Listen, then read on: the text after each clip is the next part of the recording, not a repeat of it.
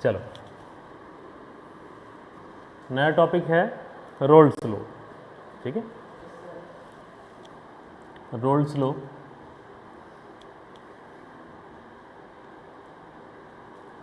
Roles law की बात करते हैं। सबसे पहले अगर बात की जाए, से थोड़ा सा पहले मैं बात करता हूँ volatile liquid. Volatile liquid, volatile liquid को मैंने लेकर बताया था आप लोगों को कि वोलेटाइल लिक्विड वो लिक्विड्स होते हैं जो ईजिली वेपर में चेंज हो जाते हो, जो ईजिली वेपर में क्या हो जाते हो, चेंज हो जाते हो। तो इस तरह के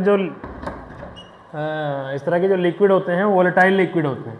अब ऑब्वियस सी बात है, जो वेपर में चेंज होगा, वोलेटाइल की बात करूं, ईजिली वेपराइजेबल,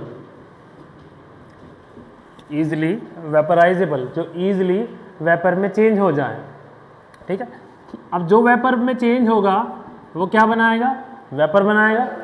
और जो वेपर बनाएगा ऑब्वियस सी बात है वो क्या क्रिएट करता है, वेपर प्रेशर बनाता है। क्या बनाता है, वेपर प्रेशर बनाएगा। यहाँ मैंने कहा ये कोई लिक्विड है, उसकी वेपर ये हो गई, तो ये हो गया इसका, जब ये प्रेशर जो लगाएगी तो ये हो जाएगा इसका वेपर प्रेशर। तो वेपर प्रेशर की अगर बात की जाए, मैं आपको वेपर प्रेशर के बारे में बताऊं, तो vapour pressure is nothing but the pressure exerted on the surface of a liquid bye its own vapour, कि जो उसकी वेपर उसके सरफेस पर जो प्रेशर लगाती है वही क्या कहलाता है, वेपर प्रेशर कहलाता है। तो इसमें एक तो वोलेटाइल लिक्विड की बात कर दी मैंने, जो इजीली वेपराइजेबल हो। दूसरा आता है non volatile liquid. Non volatile liquid, non volatile liquid जो होते हैं वो वेपर में चेंज नहीं होते हैं, वेपर में चेंज नहीं होते हैं।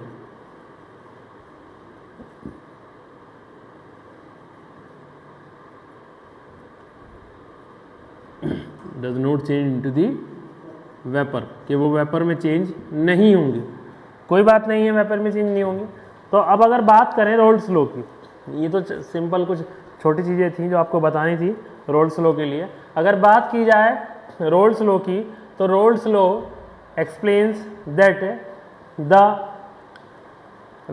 Partial vapour pressure, the partial vapour pressure of liquid या of any substance in a liquid is directly proportional to its mole fraction. कि अगर आपने क्या किया हुआ है कि दो सब्सटेंस आपके पास यह है, आपने इनको मिलाकर क्या करा है, सॉल्यूशन बनाया है। अब आपके पास दो तरह के सब्सटेंस है, एक ए सब्सटेंस है और दूसरा क्या है, बी सब्सटेंस है।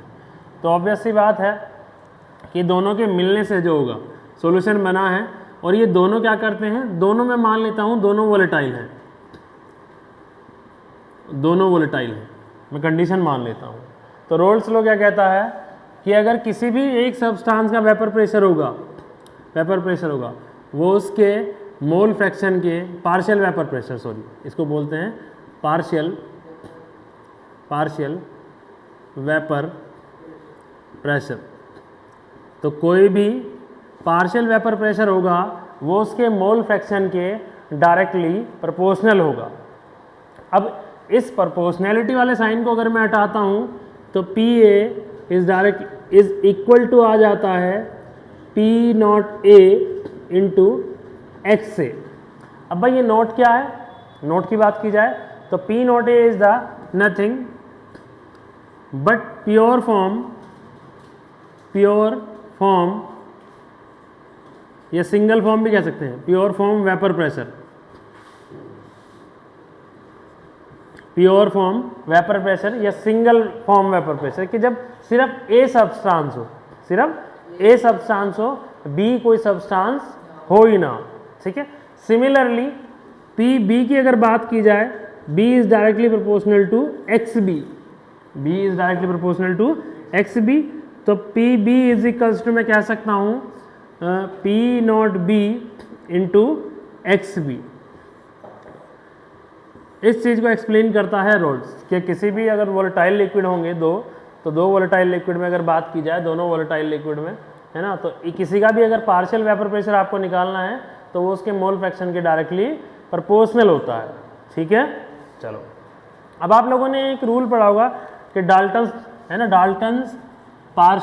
Dalton's law of partial pressure, कि डाल्टन्स बताता है, डाल्टन्स का जो लॉ है वो इस चीज़ को एक्सप्लेन करता है कि अगर किसी सब्सटेंस में सॉल्यूशन में कोई दो या दो से ज़्यादा सब्सटेंस क्या है प्रेशर लगा रहे हैं।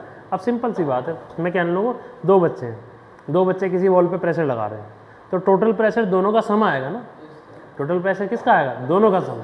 तो यही डाल्टन कहता है कि किसी भी सॉल्यूशन में या किसी कंटेनर पर अगर दो लिक्विड या दो से ज़्यादा लिक्विड क्या करते हैं प्रेशर लगाते हैं, तो जो टोटल प्रेशर होता है वो उनके सम के इक्वल होता है। तो मैं कह दूं कि P इज इक्वल्स टू आ जाएगा PA प्लस PB आ जाएगा, ठीक है। तो इसी को हम लोग बोल सकते हैं PT total pressure is equals to P0A into XA plus P0B into XB, ठीक है भाई। अब यही वो मेन फॉर्मूला है जिससे आपके बोर्ड में क्वेश्चन आते हैं, बोर्ड में क्वेश्चन आएगा और इसी क्वेश्चन क्या होगा, इसी फॉर्मूले से मेनली सॉल्व होगा। अगर रोल्स लॉ पे कोई क्वेश्चन आ गया तो वो इसी से सॉल्व होना है, ठीक है। अब एक बात बताओ मुझे, अगर कंडीशन देखना क्या होगी, अगर मैं XA की वैल्यू जो है वो 0 कर दूँ, XA की वैल्यू क्या कर दूँ 0, तो XA की वैल्यू अगर 0 कर देता हूँ तो PA is equals to P0A into XA होता है।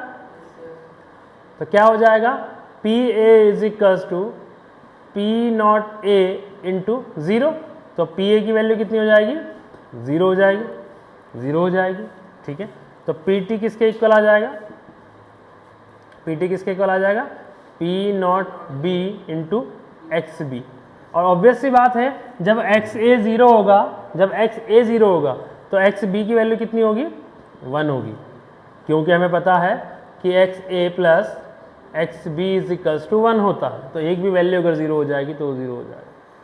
तो टोटल प्रेशर जो हो जाएगा PT जो हो जाएगा वो P0B के इक्वल हो जाएगा। Similarly PT will be equals to P0A when XB is equals to 0। बात समझ